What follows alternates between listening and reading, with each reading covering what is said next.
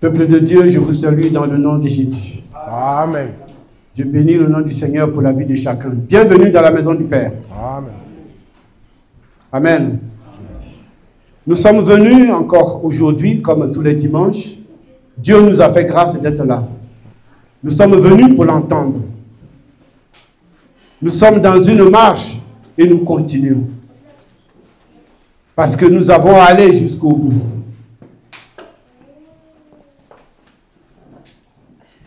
Notre apôtre a introduit, il a continué et nous lui emboîtons le pas pour continuer dans la même marche.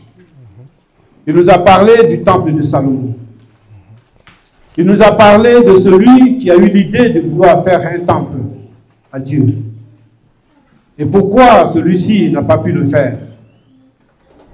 Il nous a parlé du lieu où le temple a été fait. Il nous a parlé du matériel qui a servi à faire ce temple. Il nous a parlé de l'heure du parfum, où il fallait élever la voix et prier à l'heure du parfum.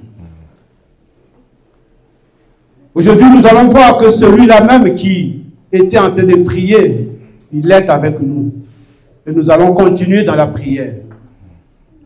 Celui-là qui était en train de prier, il priait pour consacrer le temple à notre Dieu. Et nous allons rentrer aujourd'hui dans la prière de dédicace. Nous allons prendre notre Bible dans le livre de 2 Chroniques, notre sujet principal. 2 Chroniques, chapitre 6. On va revenir un peu en arrière parce que je voudrais parler de quelque chose. On va commencer au chapitre 12 jusqu'à 14. 2 Chroniques 6, 12 à 14. 2 Chroniques 12, pardon. Chapitre 12, verset 12 à 14. 12 à 14. Okay. Nous sommes dans 2 Chroniques, chapitre 12, le verset 12 à 14. Non. 2 Chroniques 6, verset 12 à 14. Pardon. 2 Chroniques, chapitre 6, verset 12 à 14, la Bible dit « Salomon se plaça devant l'autel de l'Éternel, en face de toute l'assemblée d'Israël, et il étendit ses mains. Car Salomon avait fait une tribune d'airain, et l'avait mise au milieu du parvis. Elle était longue de 5 coudées, large de 5 coudées, et haute de 3 coudées. Il s'y plaça, se mit à genoux, en face de toute l'assemblée d'Israël, et étendit ses mains vers le ciel. » Verset 14. « Et il dit, Ô Éternel, Dieu d'Israël, il n'y a point de Dieu semblable à toi dans les cieux et sur la terre. Tu gardes l'alliance et la miséricorde envers tes serviteurs qui marchent en ta présence de tout leur cœur. » Amen. Amen. Là, c'est Salomon qui parle. La Bible dit que Salomon a construit une estrade le jour de la prière parce qu'il était censé consacrer le temple à Dieu. Et ce jour-là, il s'est mis en hauteur pour être vu de tout le monde, de tout le public, avoir la meilleure place pour que tout le monde regarde à lui. Ce n'était pas lui le plus intéressant, c'était le temple. Mais il avait conçu le temple et il fallait que tout le peuple d'Israël consacre ce temple à Dieu. Et Salomon, qui était le chef du peuple, le roi, il allait élever la voix pour crier à Dieu. Alors, il a conçu une estrade, il est monté dessus, et il s'est placé devant tout le peuple, à genoux, les mains levées, pour crier à Dieu. La Bible dit qu'il a commencé par glorifier Dieu, parce qu'il faut toujours glorifier Dieu. C'est lui le maître de toutes choses. Nous sommes venus ce matin, et chacun est dans la joie, mais disons-nous que dans le monde, certains ne se sont pas réveillés ce matin.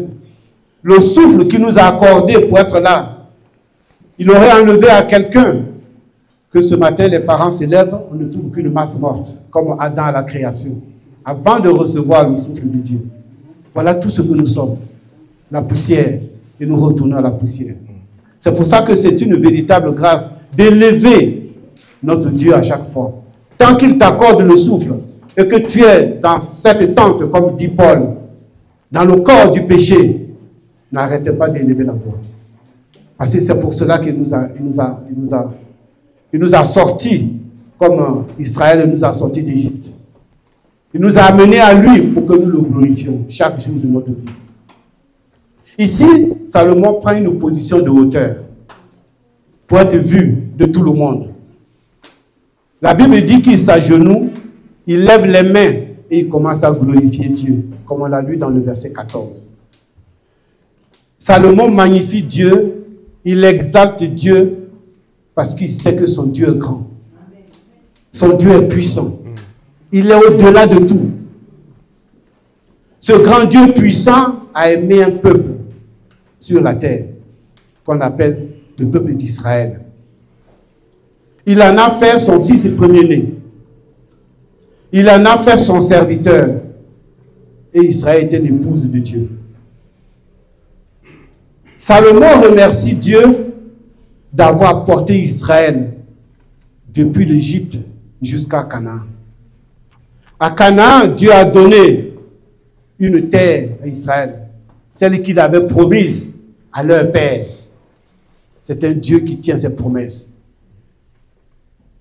Salomon reconnaît que Dieu a manifesté sa fidélité vis-à-vis d'Israël. Parce que durant leur pèlerinage, quand ils étaient dans le désert, Dieu n'a pas abandonné Israël. Dieu a toujours été à côté d'Israël. Dieu a conduit Israël. C'est vrai, ils sont sortis d'Égypte. Ils ont traversé la mer Rouge. Mais ce n'est pas pour autant que les combats étaient finis. Parce qu'arrivé dans le désert, il fallait affronter d'autres difficultés. Ça ne manque pas dans nos vies. Dans tout ce que nous faisons, il y a toujours quelque chose pour s'opposer. Il y a toujours quelqu'un pour s'opposer. Dans le désert, il y avait Amalek. Il y avait Balaam. Il y avait les serpents mouvants. Il y avait les scorpions. Mais Israël, quand ils sont sortis d'Égypte, ils se sont dit, ça y est, c'est fini. Nous avons la paix. Mais non, que non. C'est maintenant que le combat commençait. C'est arrivé dans le désert, c'est vrai. C'est dans le lieu saint, c'est là qu'on mange. C'est là qu'on est éclairé. Mais c'est là qu'il y a beaucoup de mouvements. Il y a beaucoup de vent. Et c'est là qu'on a besoin d'affronter les tempêtes. Et il faut être fort. Dieu a donné un territoire et une nation à Israël. Salomon sait que Israël n'a pas toujours marché dans les voies de l'Éternel. Israël était désobéissant. Israël s'est opposé à Moïse. Israël a toujours respecté. Israël n'était toujours pas content. Mais à chaque fois que Dieu faisait un miracle, ils avaient la joie, ils étaient contents et ils avançaient. Mais Dieu ne dit-il pas que le cœur de l'homme est penché vers le mal? On a toujours ça en nous. On nous fait du bien, mais la seconde d'après, il suffit que tu dises quelque chose qui ne nous plaise pas et nous oublions tout ce que tu as fait hier. Tout ce que tu venais de faire passer derrière notre dos. Nous avons oublié. Nous ne voyons que le mal. On a du mal à féliciter les gens qui nous font du bien. Parce qu'on ne retient que ce qui est mal. Malheureusement pour l'homme. Et c'est ça que Israël faisait quand il marchait avec Dieu. Et Salomon, le sachant, il était en train de solliciter la miséricorde de Dieu. Il était en train de supplier Dieu qui a gardé son alliance avec son peuple, qui ne l'a pas abandonné, qui l'a amené jusqu'à la terre promise. Alors il était là devant le peuple. Il était fier. Parce que son père a eu l'idée de bâtir une maison à Dieu. Il a dit, c'est ton fils qui le fera.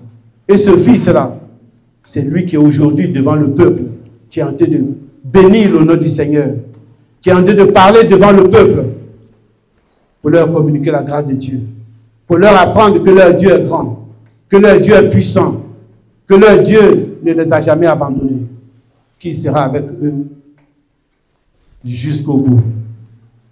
Et Israël devait obéir à Dieu.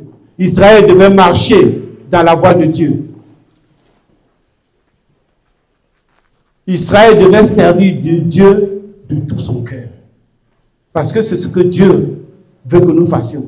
Que nous le servions avec un véritable amour, du fond du cœur. C'est pour ça qu'il leur a dit un jour, ce peuple m'honore seulement des lèvres, mais leur cœur est loin de moi. Parce qu'il a vu que ce peuple, la Bible dit qu'ils avaient le cou raide. Ils n'étaient pas obéissants. Et c'est ce que nous avons besoin. Nous aussi, nous avons besoin d'avoir un cœur d'obéissance. Un cœur pour adorer Dieu. Aujourd'hui, il y a des difficultés pour le transport. Ce n'est pas évident pour venir.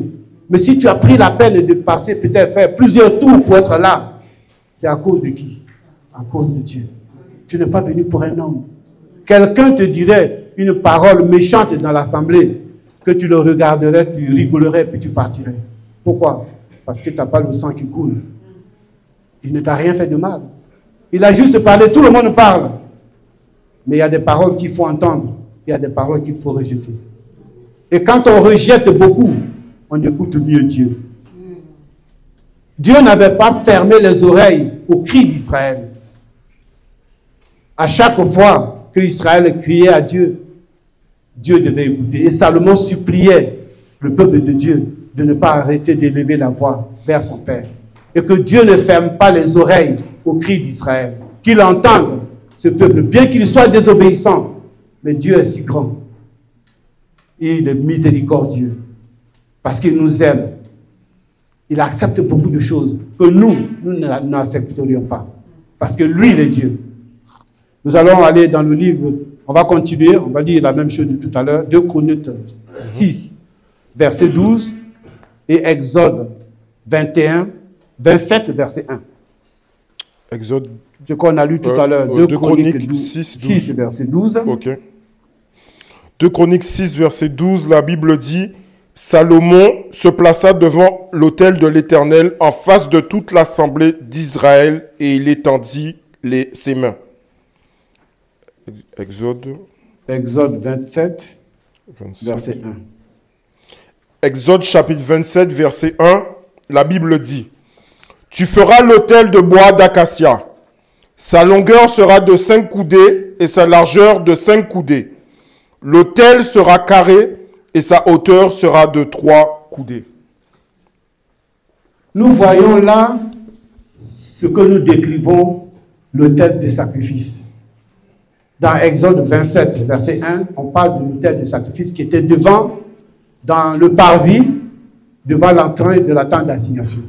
C'est là qu'on sacrifiait les animaux. Mais quand on lit le verset 12 du chapitre 6 de 2 Chroniques, nous voyons que l'estrade qu'a construit Salomon ressemble trait pour trait à l'autel de sacrifice. Même longueur, même hauteur, même largeur. Il était carré. Et il est fait en bronze. Ça veut dire que ce même Salomon qu'on a vu assis, debout, à genoux, sur la tribune et les mains levées, ce Salomon devient notre personnage. Parce qu'il n'est plus sur la tribune. Salomon devient un sacrifice.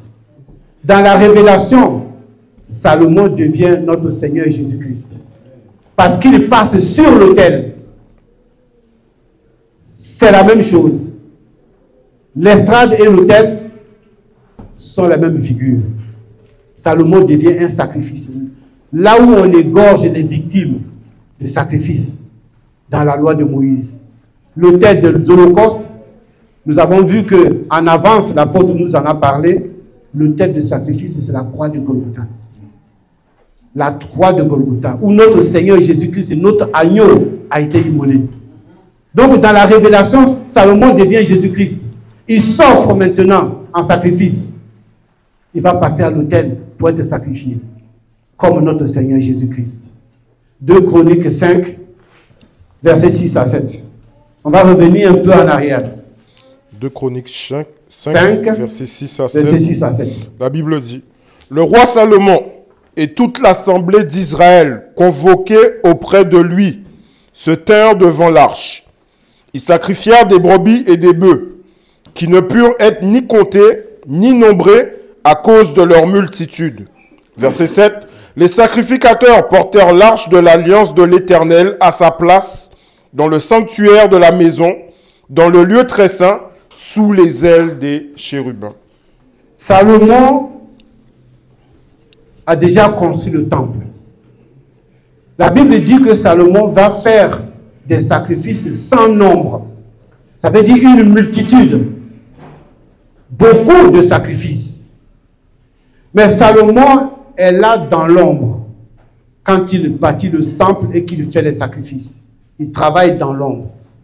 Salomon a d'abord bâti le temple. Il a fait des sacrifices sans nombre. Et maintenant, il vient prier pour consacrer le temple à Dieu, afin que celui-ci agrée le temple par sa présence, par la nuée. Parce que la Bible dit que la nuée avait rempli le temple, et même les sacrificateurs ne pouvaient plus rien faire. Nous allons voir qu'il y a une petite différence dans la révélation. Parce que dans la révélation, c'est le sacrifice que Dieu agrée. Christ monte d'abord sur l'autel pour se donner en sacrifice. Il est consumé. Et c'est son odeur que Dieu agrée, le sacrifice que Dieu agrée. Et ce n'est qu'ensuite qu'il nous rassemble, nous. Parce que lui, le sacrifice, il est aussi une pierre. Il est un roc. Et c'est en lui que nous, les pierres vivantes, nous avons été taillées. Mais quand il est sur le grill que j'appelle l'autel de sacrifice, nous sommes en lui. Nous aussi, nous sommes des sacrifices. C'est pour ça que Paul dit de nous offrir en sacrifice vivant. Donc, quand Christ souffre à la croix, quand il meurt, nous aussi, on meurt avec lui. C'est pour ça que nous ressuscitons aussi avec Jésus. Donc, Dieu agrée le sacrifice qui est d'une bonne odeur à l'Éternel, et c'est ensuite que lui réunit les pierres que nous sommes pour bâtir le temple, que lui aussi va consacrer à Dieu, parce que son corps est aussi le temple de Dieu. Mais lui, c'est le sacrifice que Dieu a créé, et le temple est fait ensuite. C'est pour ça que nous, les pierres, nous sommes taillés en lui, parce qu'il est le roc. Nous sommes taillés en lui. Et quand il souffre, nous aussi nous souffrons. C'est pour cela que chaque jour, nous sommes obligés, nous aussi, de fléchir chez nous, pour élever les mains et crier à lui. Parce que nous aussi, nous sommes sur le grill. Jésus-Christ va bâtir le temple de Dieu avec les pierres que nous sommes. Il va bâtir une habitation, mais par contre, celle-là n'est pas faite de main d'homme. Quand on sait que dans l'ombre, l'autre a bâti un temple qui avait été fait, et qui avait été fait par des hommes. Dieu n'habite pas, il a dit lui-même, Dieu habiterait-il dans une maison faite de main d'homme? Et notre Seigneur ici nous prouve que Dieu n'habite pas dans une maison faite de main d'homme. Parce que c'est lui, la maison. C'est nous, le temple. Nous allons lire Lévitique 1, versets 5 à 6. Lévitique 1. Lévitique chapitre 1, versets 5 à 6, la Bible dit: Il égorgea le veau devant l'Éternel, et les sacrificateurs, fils d'Aaron, offriront le sang, et le répandront tout autour sur l'autel qui est à l'entrée de la tente d'assignation. Il dépouillera l'holocauste et le coupera par morceaux. Jésus-Christ est l'animal de sacrifice. Mais pourquoi le coupe-t-on en morceaux? Lui, il est la tête. On pose la tête sur tout le corps, sur le feu pour le brûler. Mais le corps de Christ, c'est nous tous. C'est nous qui sommes les morceaux qui ont été coupés. C'est nous tous qui faisons le corps entier. Et lui, la tête est posée sur le corps pour brûler tout cela. C'est pour ça que nous sommes des sacrifices. Et avec lui, nous sommes tous consumés ensemble. Jésus est le sacrifice. Nous ne nous voyons pas parce que on pense que c'est dans l'imaginaire, mais c'est la réalité. Nous subissons avec Christ cette souffrance-là. C'est pour cela que nous avons besoin d'être unis. Parce que non seulement il est le sacrifice, mais il est encore lui-même le souverain sacrificateur. Parce que c'est lui qui porte son propre sang dans le sanctuaire céleste, afin que son sacrifice soit agréé. On dit une fois, dans l'année, le souverain sacrificateur portait le sang de l'animal de l'Holocauste à l'intérieur, derrière le rideau, dans le lieu très saint. Il portait le sang de l'animal pour que Dieu pardonne les péchés, pour qu'il agrée cet animal. Et c'est ce que Jésus lui-même a fait. Parce qu'il est un holocauste, il a été brûlé. Et il a porté son propre sang. Et son sang a été agréé. Alors le temple maintenant peut s'élever. Le temple que nous sommes en train aujourd'hui de créer. Nous sommes en train d'être parfaits. Afin que ce temple soit beau devant Dieu.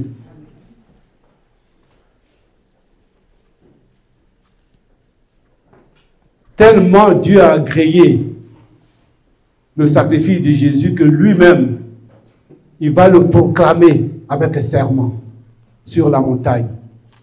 On va lire dans Matthieu 17, verset 5. Matthieu, chapitre 17.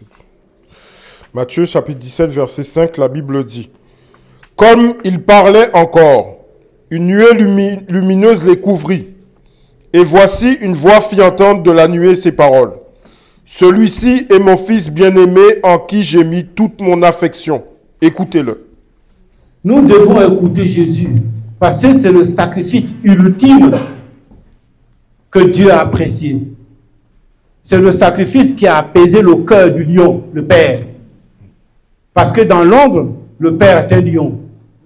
Mais là, il a fallu que le sang du Fils coule pour apaiser la colère du Père, pour qu'il accepte tout ce qui était fait. Jésus est mort pour plaire à Dieu. Jésus est mort pour plaire à Dieu. Ce n'est pas donné à tout le monde. Nul ne peut donner sa vie, ne serait-ce que même pour son Fils. Mais Jésus donne sa vie pour plaire à Dieu. Il donne sa vie pour nous. Or, nous n'avions même pas droit de citer. Nous n'avions pas droit aux promesses. Mais Jésus accepte de mourir pour nous. Éphésiens 5, versets 1 à 2. Éphésiens chapitre 5, versets 1 à 2, la Bible dit: Devenez donc les imitateurs de Dieu, comme des enfants bien-aimés, et marchez dans la charité à l'exemple de Christ, qui nous a aimés et qui s'est livré lui-même à Dieu pour nous, comme une offrande et un sacrifice de bonne odeur. Bonne odeur. Il s'est sacrifié pour nous. Il a été une offrande de bonne odeur agréable à Dieu. Pour qui? Pour nous. Il savait d'avance qu'il était venu pour nous. Or, nous, Matthieu dit on ne va pas lire dans le chapitre 20, verset 6, que nous sommes les ouvriers de la 11e heure. Il y en a qui sont au travail depuis la 3e heure. Et ceux-là, ils ont supporté les difficultés de la journée. Ils ont supporté la chaleur. Ils ont supporté la difficulté du travail. Et nous, on vient nous chercher à la dernière heure. Mais nous n'avons travaillé qu'une heure. Mais qu'est-ce qu'il dit? Nous avons tous la même récompense, indéniée. Par contre, nous, on n'avait pas le droit de citer, on ne nous connaissait pas. Nous ne connaissions même pas Dieu. La Bible dit que nous étions perdus, nous ayons ça et là, dans le désert, baignant dans notre sang. Mais quelqu'un est venu nous y trouver. Il est lys de la vallée. Pourquoi? Parce que nous étions dans la boue. Et c'est la seule fleur qui est tombée dans la salissure et qui n'a pas été tachée. C'est notre Seigneur Jésus-Christ. Lys de la vallée, la plus belle fleur qui soit. Il est resté net. C'est pour ça qu'il a adressé d'avance une prière au Père. Parce qu'il savait qu'il était venu pour nous. Quand on dit les premiers seront les derniers et les derniers seront les premiers, on voit avec ce paysan qui va chercher des ouvriers.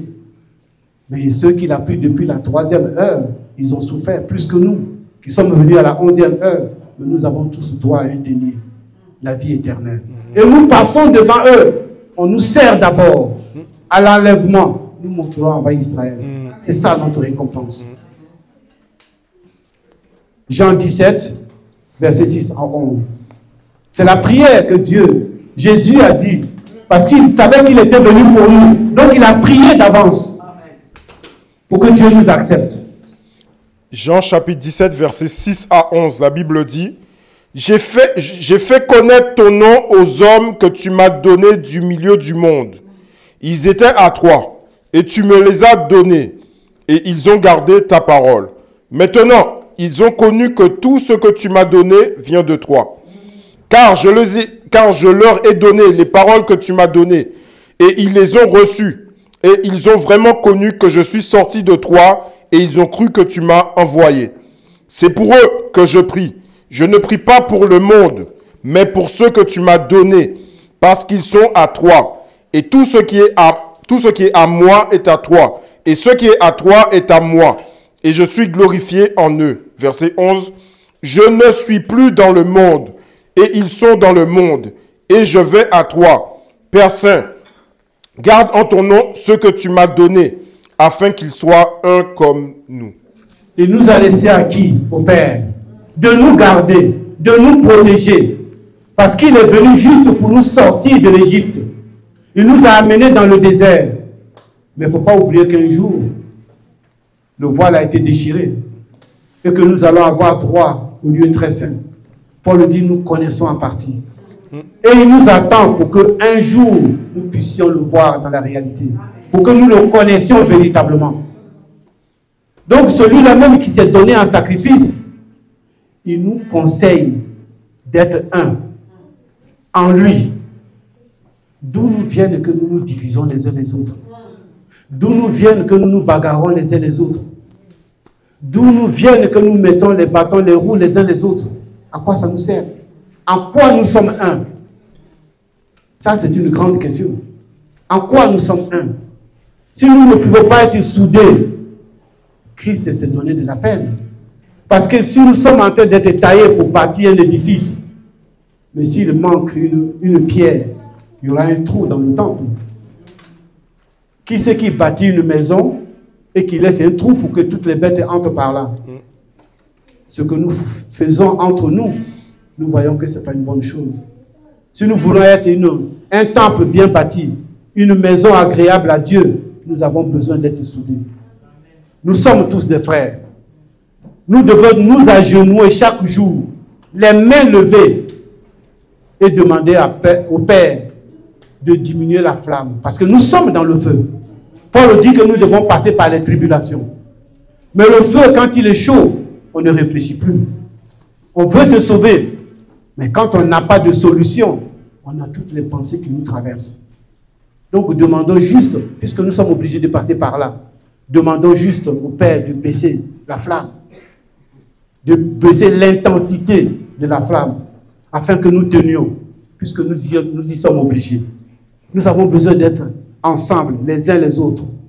Nous avons besoin, comme Salomon, supplier Dieu, demander sa grâce, son amour infini. C'est un Dieu fidèle qui n'abandonne pas. Et si notre Seigneur nous a laissés pour que Dieu nous garde, sachons que Dieu est fidèle. Il n'abandonne personne. Donc, continuons à prier. Nous sommes encore sur le grill. Nous avons besoin de fléchir genoux pour élever la voix vers lui.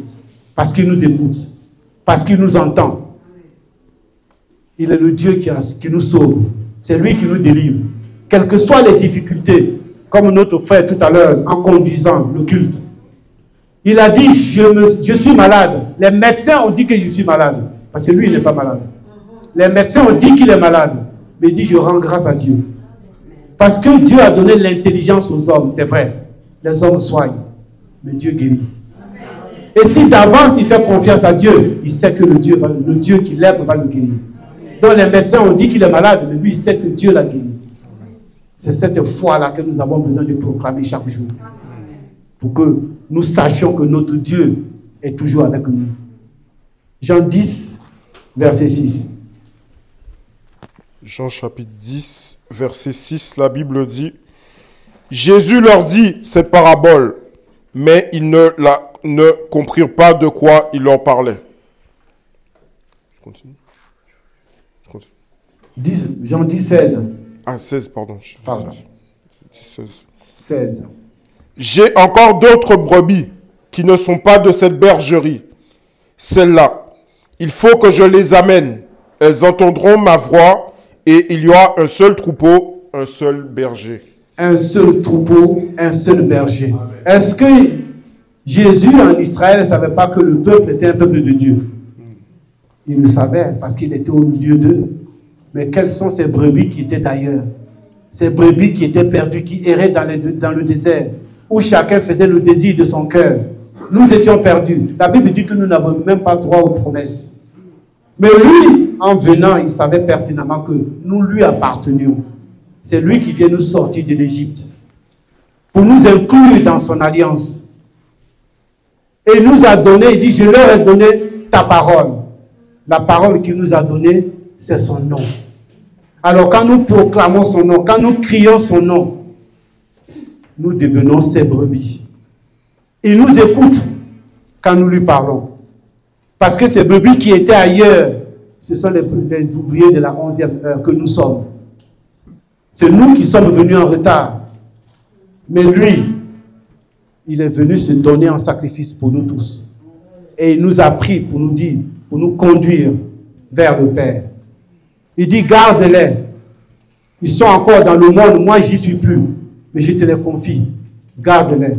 Donc si nous savons que Dieu nous garde, nous devons tous nous accrocher à lui. Savoir qu'il est notre Père, que Jésus n'a pas souffert en vain. Il est venu pour nous délivrer. Il est venu pour nous libérer. Il est venu pour nous laver. Nous étions sales. Nous n'avions même pas le droit de citer, personne ne nous connaissait. Mais c'est lui qui est venu nous sortir de la boue. Qui est venu nous introduire, nous greffer à l'olivier franc.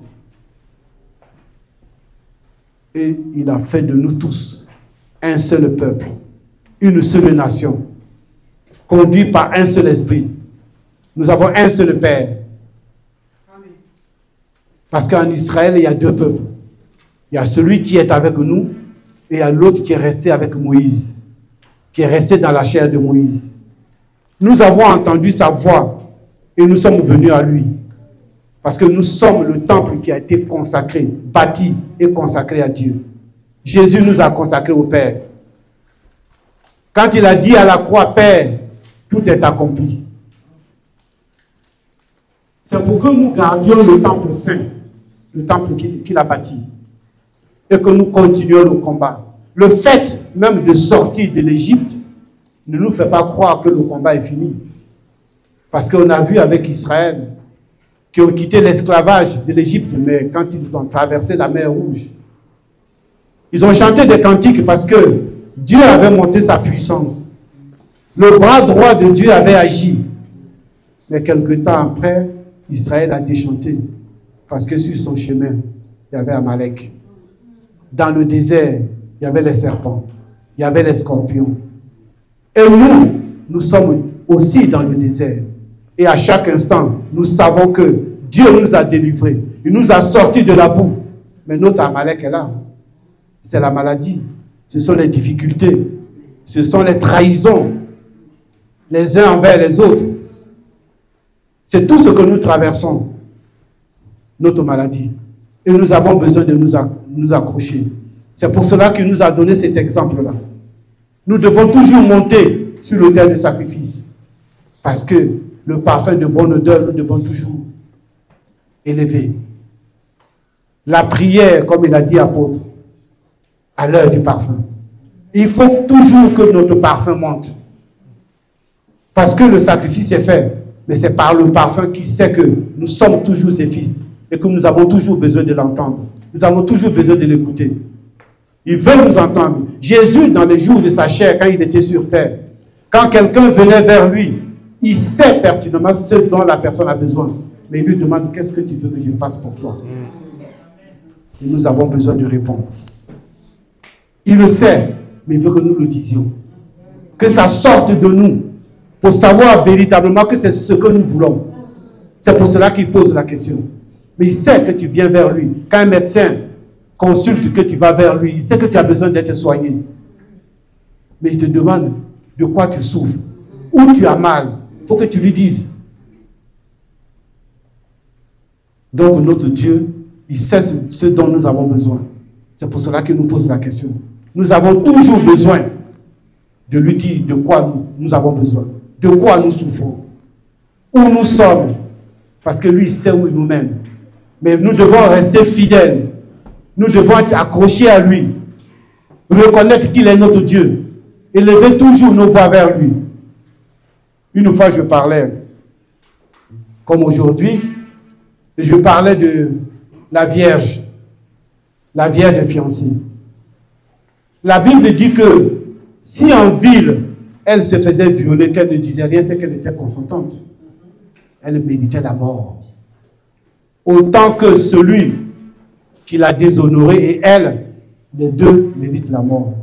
Mais si c'est dans un champ où il n'y a personne, on peut estimer qu'elle ait crié et que personne n'ait entendu.